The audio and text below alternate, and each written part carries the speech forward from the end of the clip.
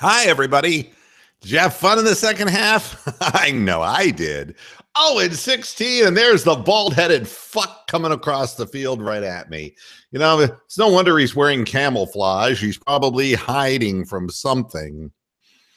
Maybe responsibility. Welcome to the Browns post-game show, brought to you by our good friends at Moohead Radio, which happens to be me. Been doing this for 13 years, but I'm having more fun doing this year than I have the entire 13 years combined, because very rarely will you get to see history unfold before you. I mean, this has been great. I mean, I got to see a Cavaliers championship. That's history. The Indians get back to the World Series. That's like history. And now I'm watching the worst football coach in history. It's overall tremendous. You know, a few things to laugh about in the aftermath of this game. You know, the final drive here, we're down by 14 points. They know we have to throw the ball down the field. Why would you run a fake reverse as part of a long developing pass pattern? Like, nobody's going to bite. They know you got to throw it down the field. Is our head coach mentally impaired in some way? I just don't understand. I don't understand. He has to be like on the short bus. Honest to goodness. I mean, Kaiser's back to pass. He fakes the end around, and by that, I mean, then of course nobody's open down the field. Here's another one. Here's another one for you before we get into the final play of the first half, which I'm sure will come out in the press that Hugh will blame somebody, not himself.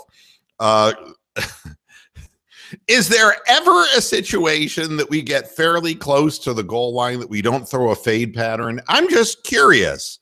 And is it my imagination, or do 90% of the passes go to Njoku in the end zone? And B, if you have to throw a fade, why would you throw into Ricardo Lewis, who can't even beat his own man to the corner of the end zone because the other team is anticipating a fade? You can tell they just backed up. I mean, wouldn't it be nice if the receiver would stop and you would just throw the ball like a back shoulder pass if everyone's doing that? What about just passing one over the middle like teams do against us so easily to get into the end zone? Every single time we throw a slant, a fade, I've seen absolutely no evidence that we have a receiver that can run a fade or that we have a quarterback who's capable of throwing the fade. All right, that's number 2. Here's number 3. These are just questions. And I don't expect people to have answers for my questions because they probably make too much goddamn sense. Here we go.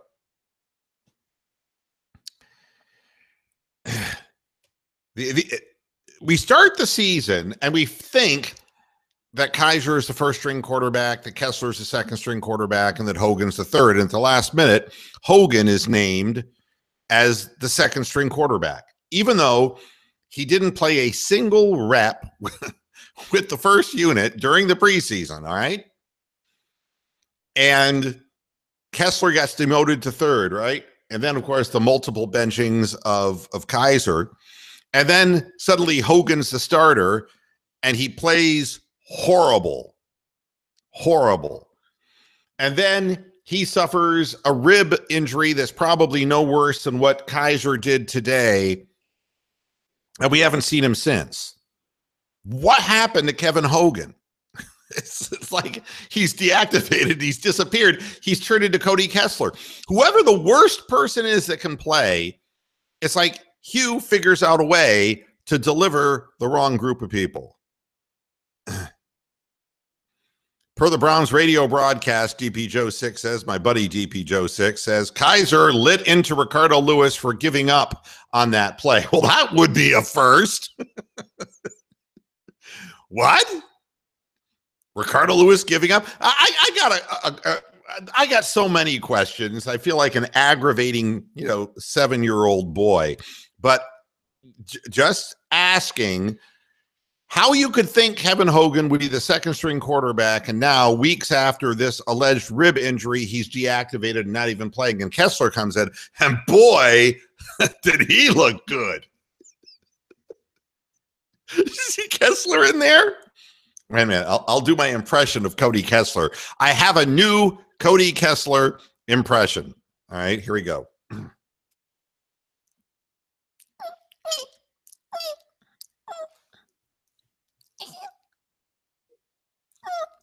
Have you ever seen a mouse being blitzed by 300-pound men? I mean, it's like fetal position. I mean, what a horrible situation. What a horrible situation. Yeah, poor Cody Kessler.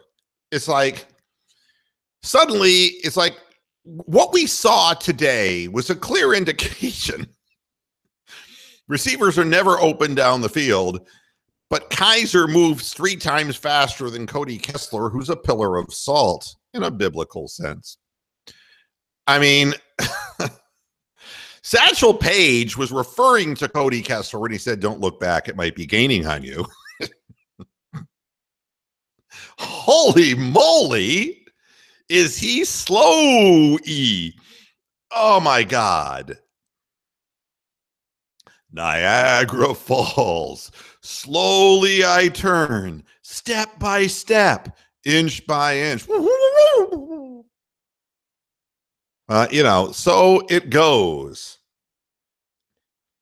So all of these are questions worth asking. Here's another one worth asking.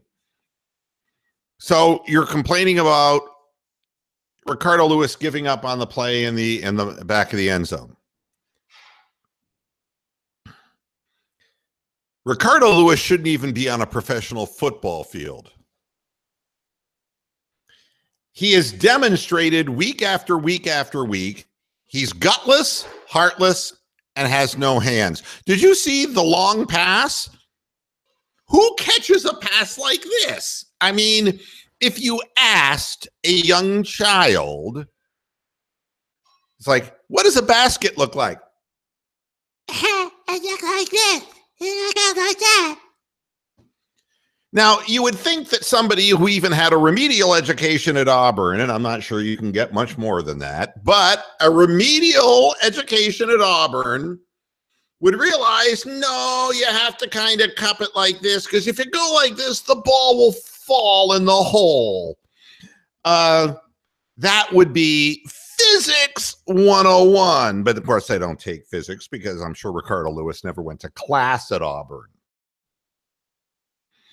People in the chat room having all kinds of fun. How about Kessler overthrowing 10 yards the wide open receiver? Yeah, Treggs breaks open. And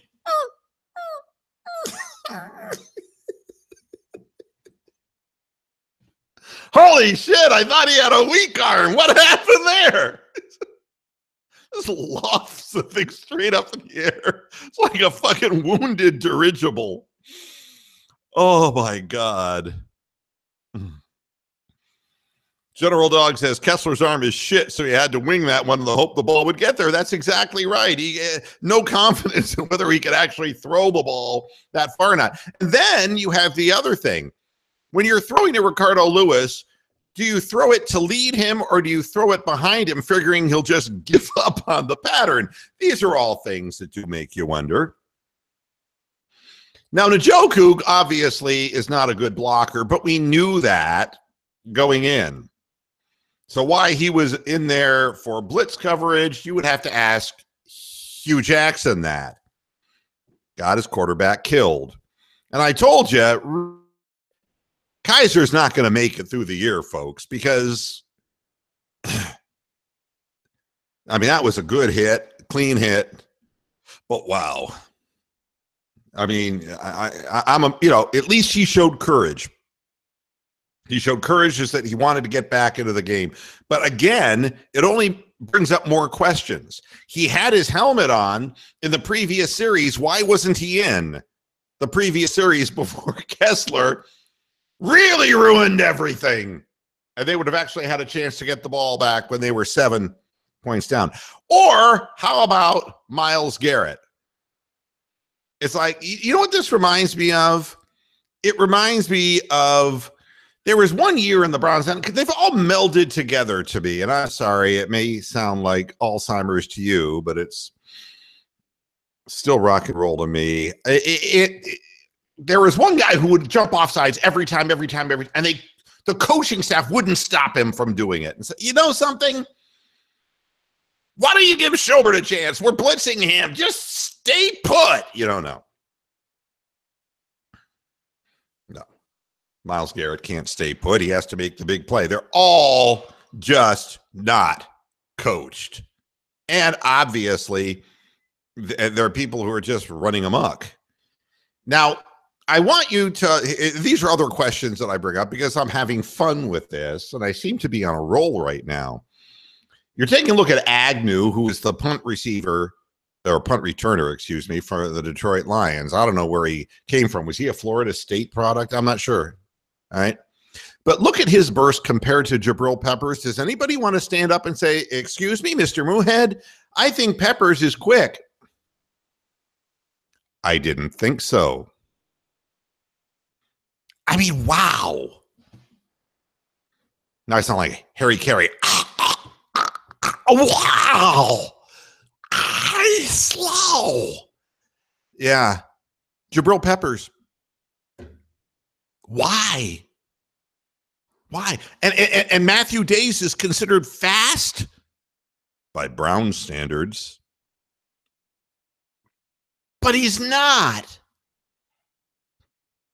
He's not compared to real world standards. I mean, how do you explain that Golden Tate is not that fast a receiver, yet he caught a ball and outran everybody to the end zone? What does that tell you about our linebackers and secondary? That nobody can run down Golden Tate from behind?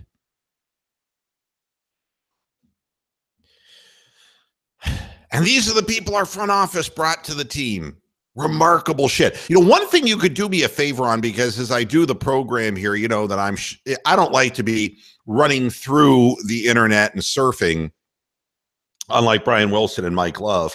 I'm not into surfing in the middle of work. So if you're getting any information from the press conferences as to what in the fuck happened at the end of the first half, I'd be the first one who would be interested in hearing this tall tale. General Dog says the front office isn't to blame, though we have players. We just don't have the two most important pieces, the quarterback and the head coach. No, I'm sorry. We don't have a quarterback. We don't have a head coach. We definitely don't have a head coach, but we're way too slow. We're way too slow. We lack team speed, and that is on the front office. It's specifically on the front office, who can't even finish a trade. Yeah, it is. It's not just one thing or the other. It's everything put together. A huge jackass in the chat room says McCarron would have won that game. Peppers is quick. You see how fast he gets 40 yards off the line. Exactly. It's like closing time. You know, I was like, you know, and we're waiting for Jabril Peppers to get up to the line of scrimmage to make the hit. You know, here's something you'll never hear.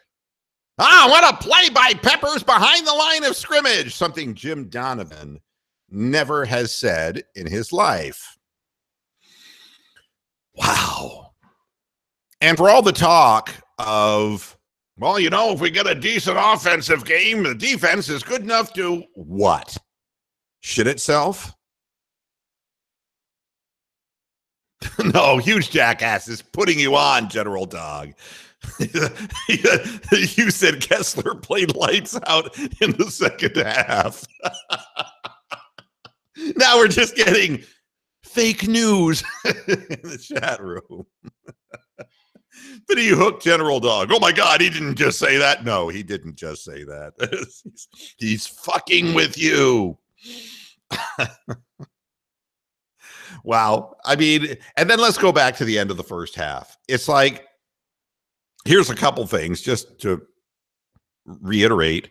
One, they didn't call a timeout, okay? And replays will show that they didn't call a timeout. I mean, Detroit. Second of all, the they were holding our players down behind the line of scrimmage, which should have elicited a penalty. I mean, and three, it didn't matter because only a moron would go up to the line of scrimmage and try to run a, and I don't even know what that was. But this isn't the first time that we've seen a quarterback sneak attempt on a 4th down from 2 yards away. It's like, it's really unbelievable. Wow. So what was good about this game? Well, for the most part, I'd say that, and, you know, I've been a critic of Kaiser, but I'd say that Kaiser did a nice job. General Dog says, maybe we should all move. It worked for the Rams. Well, I mean, you know something, what people in Cleveland are getting isn't professional football. I don't think this team would be missed under any circumstance. There is no, and I don't think anyone would try to save them this time. I really don't. Except it would give people in Northeast Ohio one more thing to bellyache about if wherever they went to, they started to succeed. Oh my God. It's a Bon Jovi, It's My Life moment. Oh my God. I'm miserable. You know, that's my impression of people who live in Northeast Ohio, by the way. And I grew up there, so I'm allowed to say this. Oh God. Another plant went out of business. Republic Steel is gone. Remember? They're closing the Goodyear plant. Where did Uniroyal go? You know, it's on and on and on and on. I grew up there. I was there in the 60s and 70s, folks. I was there. So if you took the Browns away, that's all you'd wind up with. Ah! Yeah, they're miserable with them. They're miserable without them, you know. And if you're looking for joy in your life from a football team, guess again. It just doesn't work that way. I wish it did. General Dog saying, just go to the, I'll give a shout out to the cleveland.scout.com forums. Those people deserve losing. Hey, they've been nice to me. Because I'm a loser. They recognize a loser when they see one. They said, Mr. Moohead guy, there's a loser. And Tony the Calf saying, plenty of room aboard the Vikings bandwagon, guys. Well, why would we want to end up miserable like you did with your Twins anyway? What is the point of getting on a bandwagon of a Vikings team that has no quarterback and they suck and they barely beat the Browns? I mean, there again, you know, any Cleveland fan who wants to jump ship, I mean, jumping ship from Cleveland sports to Minnesota sports is literally like getting a straight razor and cutting your penis off. It's like, I'm sorry. No, thank you. Any word coming out? Yeah, I know. General Dog just had one of those butt pucker moments at the thought of a straight razor cutting his penis off. It's one of the reasons you never end up with a jealous woman in your life, because hey, well, I'll asterisk that. If you use a straight razor, don't marry a jealous wife. Yeah, I know. The 7-2 Vikings, you're really going to go deep into the playoffs. Yeah, buoy. General Dog, I would never get on the Patriots bandwagon. You know, the only thing that I want on the Patriots is my dog Jade Wolf on Bill Belichick humping him from behind. That's the only thing that I would do on the Patriots bandwagon. And that's right. General Log says, I've never been a bandwagoning turncoat and never will be. That's right. Tony the Calf has already turned on his Minnesota teams before. Now he's talking shit about Adrian Peterson after all those years that he loved Adrian Peterson. He's bandwagoner himself. You know, but statistically, the defense just didn't hold up today, did it? It really didn't. And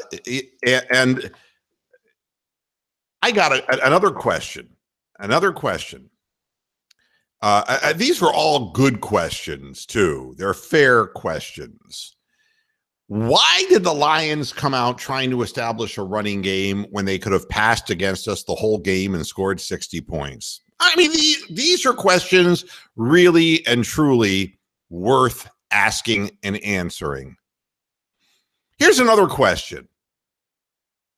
Why did I pick Buffalo to beat New Orleans? Those are the people at the scout forums. They know a loser when they see one. And how about the Bengals? How about them Bengals? They managed to lose.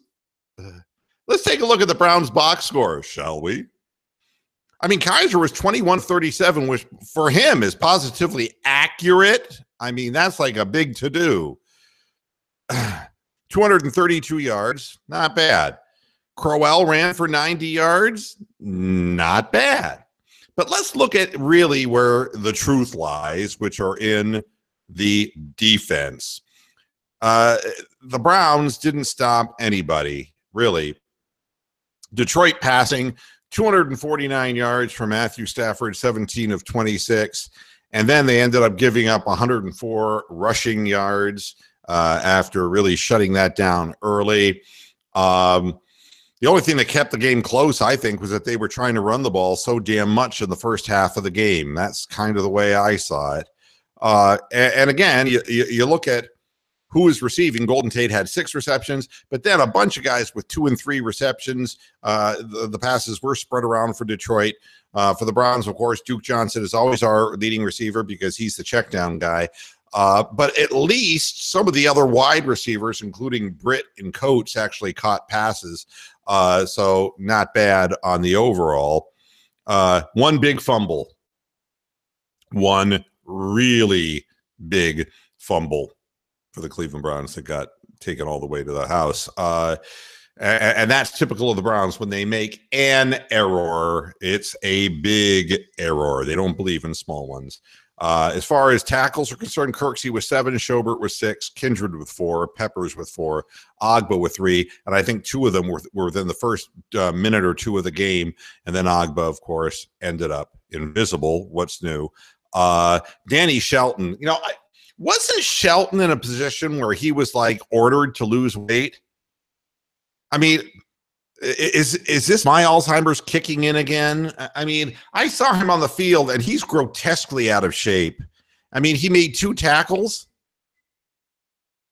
I mean, you can't tell me that Danny Shelton is in playing condition. And I thought, wasn't he going to be fined or something for every pound, and it ordered him to lose weight? And what the hell happened? He's turned into a human drive-through at the fast food place.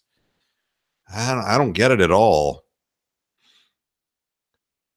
Collins, I don't know what the word is on Collins' knee. We'll get information on that as we go.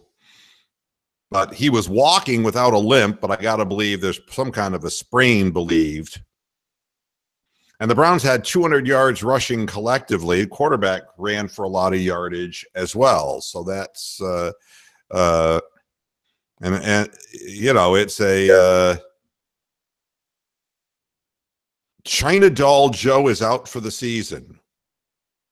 Oh, Joe Hayden broke his fibula. Oh, wow. Wow. Sorry to hear that, because I don't have anything against Hayden. That was supposed to be where he'd win. But, wow. We can trade and get him back. Tried to get Pryor. Isn't that incredible? This is how maybe they assume that everyone's as stupid as they are. This is what makes me, General Dog, this is what makes me say the front office is pathetic. I mean, so we're going to take a shot at Pryor because he's not playing well for the Redskins, and maybe the Redskins will just give him to us for $1.5 million. Hell, that's a stupid fuck deal that we'd make. They just assume, I think, that everyone's as stupid as they are. It's like, are you kidding me? Could you be that stupid? Only the Browns. Only the Browns. Respect to Joe Hayden. I don't want him back. Well, neither do I. Nobody does. Yeah. The guy is permanently injured. What can I tell you? Oh, my goodness.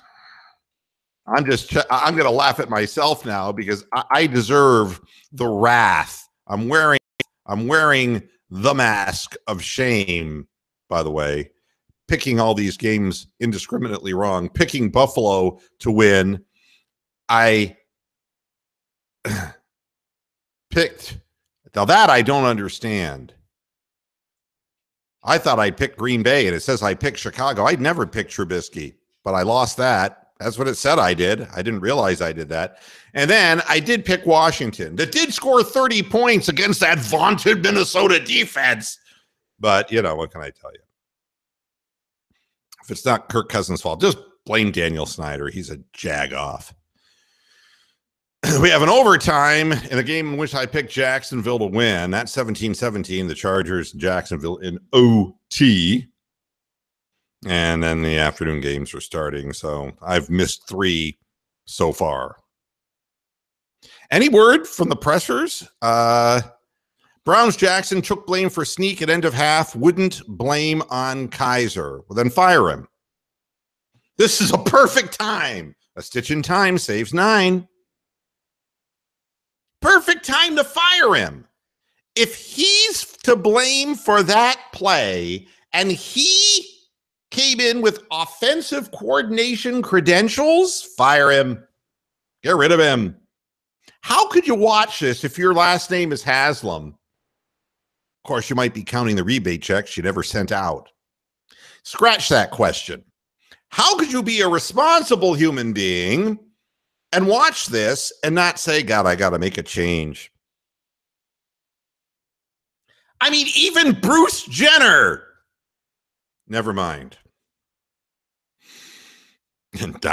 You can complete the thought, though. You know, when it's time for a change, it's time for a change. Yeah, DP Joe 6 says, it sounds like he's covering for Kaiser, audible at end of first half. Hugh, I'm taking the fall for everything. Good. Goodbye. So long. Auf Wiedersehen. Jackson's just said, we just didn't get it done, blah, blah, blah, blah, blah, blah, blah. Yeah. But if he's taking responsibility for it, I mean, in no way, shape, or form should a rookie quarterback be in a position to be allowed to audible from that situation. There is just no way. Somebody should be talking in his helmet saying, look, just don't run. You know, if you're running a play here, throw it out of the end zone if nobody's open. If your primary is not there, throw it out of the end zone. We'll kick the field goal. That should be in the helmet, and nobody was in his helmet, obviously.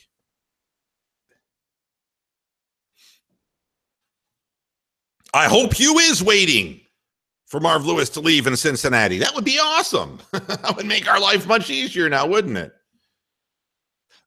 And I'm just looking at Kindred getting beaten deep by Ebron. Tight end just runs around our safety, and you're telling me we don't have a team speed problem? Please. Please. All right. I've said everything I have to say, and I've had fun doing it. Thank you so much for tuning in to this post-game show. And yes, goddammit, there's going to be another one next week. But I do want to point out that the backdrop will look very different because what you're seeing now is Mr. Moohead in South Carolina. What you're going to see next Sunday is Mr. Moohead back at his Florida digs. So you'll see the Florida look.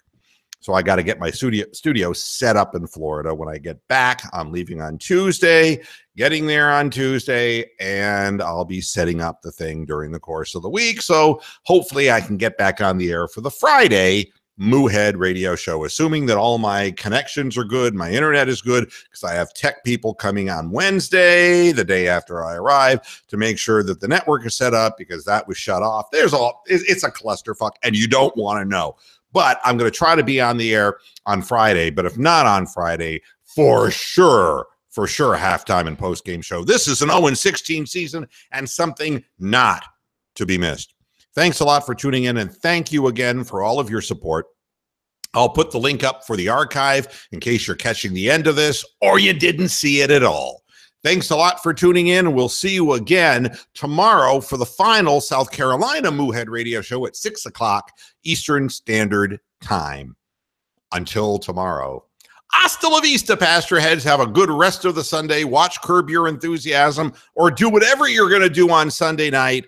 Just don't think too much about what you just saw, either on this show or on the field.